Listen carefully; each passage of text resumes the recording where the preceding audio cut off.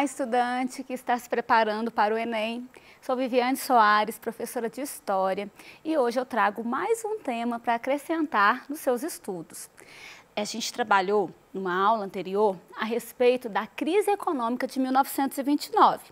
Hoje nós vamos dar continuidade, mas vamos estudar especificamente o período pós-crise de 29 e as medidas que foram tomadas buscando reverter essa crise e as consequências dessa crise para o mundo como um todo. Então, espera-se que ao final dessa aula você seja capaz de compreender a importância das medidas do New Deal para a recuperação econômica dos Estados Unidos e relacionar a crise de 1929 com a crise de 2008 e estas crises à ascensão dos regimes totalitários pelo mundo. Então, para a gente relembrar o que foi falado lá no finalzinho da aula anterior, nós chegamos num ponto em que, no ano de 1932, tivemos eleições nos Estados Unidos. De um lado, a gente teve como candidato o presidente que já estava no governo, né, que é o Herbert Hoover. Esse presidente, ele tinha como uma referência aí à questão da crise, a não intervenção. Então, ele dizia que não seria necessário o Estado ficar, tentando regularizar, porque ele acreditava que dentro do modelo liberal, a economia se restabeleceria naturalmente, que essas crises elas eram comuns dentro do Estado liberal e que não era necessário se preocupar tanto. De outro lado, como candidato, a gente tinha o Franklin Roosevelt, que já tinha um outro posicionamento com relação à crise.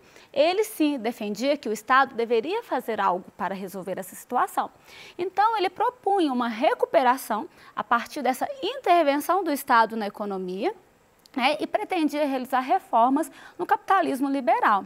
E esse programa dele ficou conhecido como New Deal, que é uma referência a novos rumos, para a economia estadunidense. E a vitória nessas eleições, ela acabou ficando com o presidente Roosevelt. Então, nós vamos ver um pouco das ideias desse projeto econômico que ele vai desenvolver em seu governo. Então, o New Deal é um plano de recuperação econômica que é inspirado na teoria de John Keynes e ele vai ser adotado nesse governo visando controlar a crise, Para a gente conceituar também o que Keynes defendia, Ele vai dizer que a economia ela não pode funcionar sem a intervenção do Estado. Então, ele acredita que o excesso de liberalismo ele pode causar problemas, ele pode causar distorções, como, por exemplo, a concentração de renda, como, por exemplo, também a concentração de capitais nas mãos de determinados grupos. Então, ele acreditava que, para que isso fosse restabelecido, que o poder de compra ele fosse mais expandido, vamos dizer assim, e que tivesse condições dessa economia se manter, era necessário que o Estado interferisse como regulador dessas relações. E é tendo como referência as ideias desse pensador, John Keynes, que o programa de governo do Roosevelt foi elaborado e colocado em prática. Como que esse presidente fez, para conversar com a população, para falar desse seu programa, e mostrar as medidas que estavam sendo tomadas? Ele utilizou-se um programa de rádio que tinha como nome aí Conversa ao Pé da Lareira. E nesse programa ele ia falando das medidas que o seu plano econômico estavam propondo e de como fariam para resgatar, a economia e era uma maneira que ele encontrou também de resgatar a confiança da população. A população ela estava totalmente descrente, inclusive ela deixou de confiar nos bancos, a população já não queria mais depositar dinheiro, ela não mantinha mais aquela relação de fidelidade, de confiança com o sistema bancário. Então, todas essas questões que esse presidente buscava alterar, ele utilizava esse programa de rádio para comunicar com a população, acalmar essa população e mostrar que seria possível aí restabelecer a economia estadunidense. Bom, quais as medidas que foram tomadas nesse plano New Deal? Então, a gente tem aí a reorganização do sistema financeiro, primeiramente. A gente comentou, na primeira parte dessa aula, de como os bancos quebraram, A gente teve vários bancos aí que não tiveram condição de permanecerem abertos, em funcionamento, justamente devido aos grandes investimentos da Bolsa de Valores e ao grande volume de empréstimos que não foram quitados. Então, era necessário restabelecer esse sistema bancário, o sistema financeiro. E para restabelecer ele vai apostar em várias situações. Então, a gente vai ter, primeiramente, para falar do sistema financeiro, um grande investimento na indústria, né? O Estado oferecendo recursos para que a indústria pudesse se restabelecer. A gente vai ter também a questão da recuperação da agricultura, né? Então, algumas medidas vão ser tomadas pelo Estado visando ajudar aí o agricultor, como, por exemplo, comprar a sua produção que estava aí sem saída, né? A grande produção que eles tinham, o Estado comprou e utilizou essa produção para alimentar as pessoas que estavam passando dificuldades durante o período da Grande Depressão. E a gente tem também, né, a questão da redução do desemprego, então ele vai buscar meios de conseguir aumentar a quantidade de emprego, visando restabelecer a possibilidade de consumo, né, e a questão aí do modo de vida da população, né, de ter mais condição. Então, para a gente falar do sistema financeiro, o que foi feito, né? O governo Roosevelt, ele ofereceu crédito aos bancos para que eles conseguissem se recuperar. Também ele vai trabalhar naquele resgate da confiança. Como eu comentei, gente, as pessoas elas estavam com medo. Então era preciso mostrar que esses bancos eles estavam com condições seguras, né, de manter suas relações aí financeiras, né, suas negociações, para que as pessoas voltassem a utilizar esses bancos. E também ele passou a criar limites para empréstimos, porque antes os empréstimos eles eram muito facilitados e não tinha assim muito controle, vamos dizer assim. Então foi preciso também organizar essa questão, né, para que não acontecesse da pessoa pegar muito e não conseguir depois repor, né, pagar o empréstimo feito. Com relação à geração de empregos, é importante a gente comentar, né, que ele criou um plano com a elaboração de grandes obras, então construindo pontes, né, fazendo operação tapa-buracos, construindo pracinhas, então tudo que ele podia fazer para oferecer mais empregos, ele fez. Era uma maneira, aí, então, de voltar a população na dinâmica do consumo e melhorar as condições de vida, né? Ele investiu também na reconstrução civil, e aí, na construção civil, melhor dizendo, né, ele vai investir nessas construções, oferecendo mais postos de emprego e também ele cria novos postos de trabalho ao reduzir a jornada de trabalho, né? Ele reduz então a carga horária, é uma maneira de aumentar aí a quantidade de vagas, para que esses trabalhadores possam então melhorar a condição de vida, como a gente falou. Então, a gente vai ter também um grande estímulo ao consumo. Então, como que ele vai fazer isso, né? A gente vai ter os auxílios que o governo vai utilizar para essa população. Auxílios como, por exemplo, o seguro-desemprego, né? Para que a pessoa não ficasse totalmente desamparada caso ela viesse a ser demitida. A gente também vai ter o aumento do salário, né? Para que a pessoa melhorasse aí sua condição diante daquele período que era de grande inflação, que era de maior dificuldade aí de acesso a produtos, de acesso à renda e também a permissão dos sindicatos. Por que é importante a permissão dos sindicatos? Porque os sindicatos eles vão negociar, né? Eles vão defender a causa operária e garantir tanto melhores condições de trabalho como também melhores condições de renda, para que essa pessoa volte a ter um posicionamento seguro economicamente falando. Também são medidas desse plano, gente. A Lei de Recuperação das Indústrias, a administração do ajuste agrícola, né, que aí vai ser todo esse apoio para o agricultor, e também a revogação da Lei Seca. A Lei Seca, ela foi uma lei que ela proibiu a produção e o consumo de bebida durante um bom tempo. E a revogação dela atuou nesse sentido como uma forma também de aumentar aí a circulação, a venda e a produção, o que geraria aí mais empregos, né, um aquecimento também na economia. Bom, Roosevelt, uma das medidas que ele tomou foi acabar com o padrão ouro, né? Então, a moeda estadunidense, ela deixou de ter como lastro o ouro. Isso fez com que o governo pudesse, né, emitir mais moedas. Mas isso gerou muita crítica também. Investidores estrangeiros e também investidores mais conservadores, eles não concordavam com essa medida do Roosevelt. E ele chegou nesse período aí a ser até acusado, né, de ser socialista. Por várias medidas que o governo Roosevelt estava tomando, né, seja com a ajuda aos mais pobres, oferecendo a sopa, seja com os financiamentos, ajuda aos bancos, às empresas, aos agricultores, essas medidas aí, elas foram comparadas com as medidas tomadas por Stalin lá na União Soviética, nos planos quinquenais. A gente sabe, né, que é uma comparação aí distorcida, mas todas essas medidas que foram tomadas por Roosevelt fez com que alguns críticos o acusassem de ser socialista, né? Bom, esse programa que ele desenvolveu, né, o chamado New Deal, influenciou as políticas econômicas na Europa Ocidental, no que ficou conhecido como welfare state, políticas de bem-estar social que proporcionaram o boom econômico do pós-guerra. Na década de 70, é que esse programa vai perder o espaço quando a gente vai ter de novo uma renovação das perspectivas, né? E o liberalismo econômico, ele vai conseguir voltar aí ativo, né? Ele vai ganhar espaço novamente, né, no modelo estadunidense. Vamos tratar agora de outra crise do capitalismo que também aí abalou o mundo, né? Já tratando aí do século XXI. Nós vamos falar da crise de 2008. Ela é considerada a pior crise econômica desde a Grande Depressão, né, que foi gerada pela crise anterior que nós tratamos aí, que é de 1929. Ela vai ocorrer em razão de uma bolha imobiliária que se formou nos Estados Unidos, muito relacionada aí à questão de negociações de imóveis e também relacionada à especulação, né, à compra e venda de imóveis, o uso de empréstimos para essas negociações. Bom, esses empréstimos, eles eram considerados facilitados.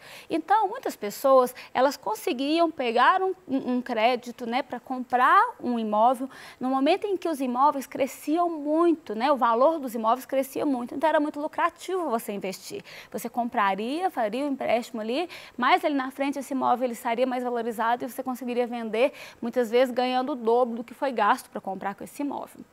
Então, os bancos ofereciam aí esses créditos facilitados, mas eles são créditos que eles estão sujeitos à oscilação, né, de juros aí, de acordo com a inflação. Então, podia acontecer desses juros aumentarem ou abaixar, mesmo ao decorrer do empréstimo, né? E o que vai acontecer, gente? Como as casas estão, né, os imóveis estão sendo supervalorizados, a gente vai acabar tendo essa inflação, que vai gerar, como foi dito, né, o aumento nos juros desses empréstimos.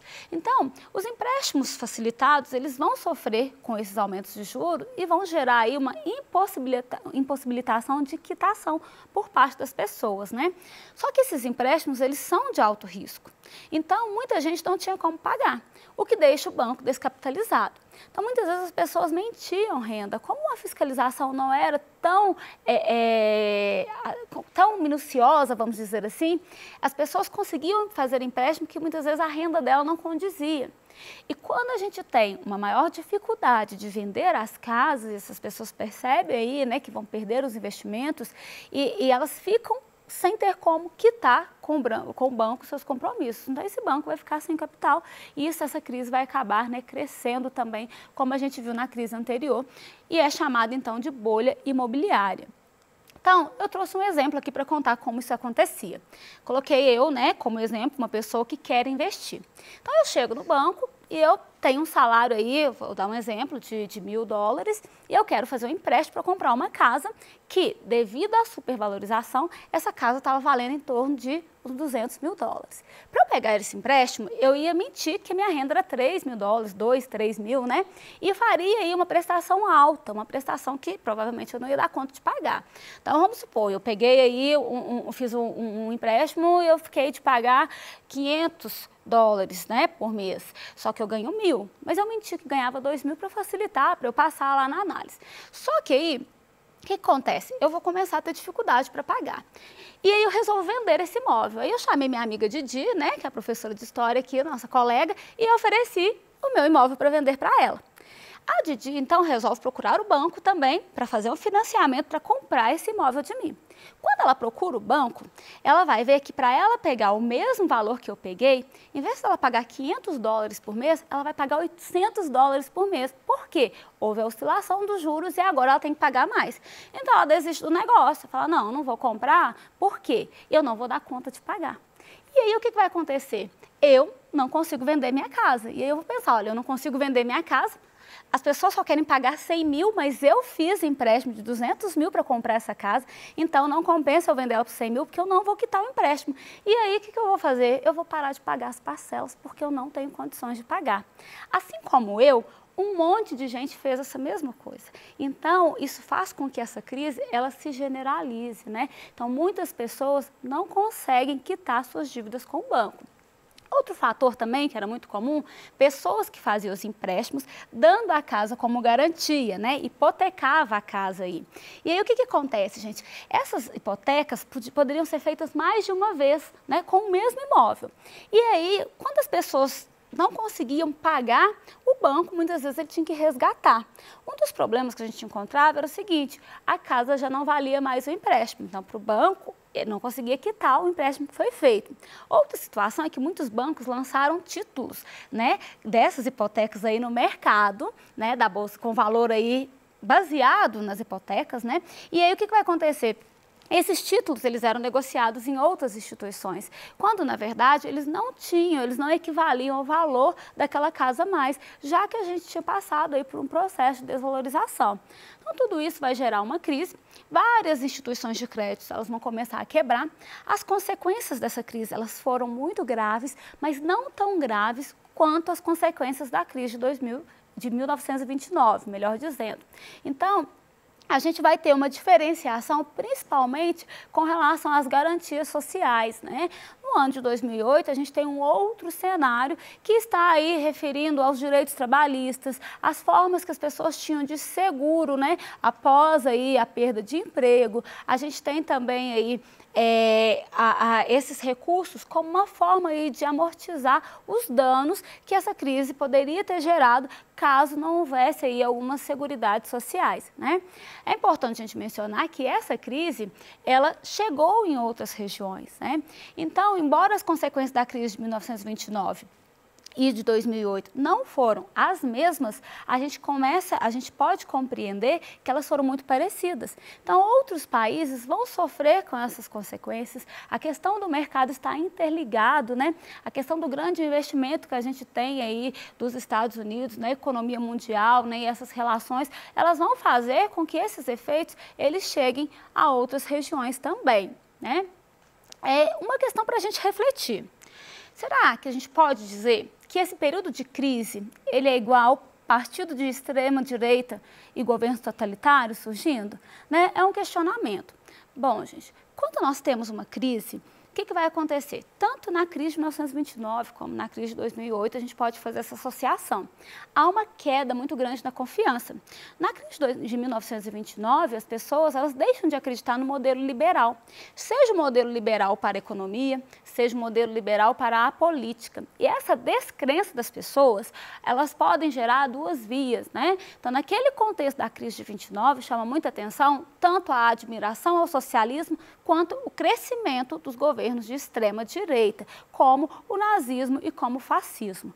Esses governos, eles vinham com programas que defendiam uma recuperação quase que instantânea da economia, né? Colocava na figura de um líder a capacidade de resolver todas as questões, de dar segurança à população, de gerar novos empregos, e isso faz com que a população ela passe a confiar nesses tipos de governo, nesses tipos de partidos, pensando justamente na solução imediata das suas questões. Infelizmente, o que a gente pôde ver na história aí, né, principalmente quando a gente tem a ascensão desses regimes lá na década de 30, né, a gente vê que as consequências, elas foram bastante negativas para a história mundial. Uma delas que a gente pode dizer é a Segunda Guerra Mundial, que vai gerar aí um grande número de mortes, né, uma série de situações aí que vão ferir, inclusive, a dignidade humana. Então, é importante a gente refletir que momentos de crise, eles podem abrir caminhos para regime de extrema-direita, né? Assim como também pode abrir caminhos para regimes de extrema-esquerda, mas a gente precisa pensar aí, né, como que é um processo de recuperação econômica e que ele não pode, a gente não consegue observar isso instantaneamente associado à figura de uma única pessoa, né?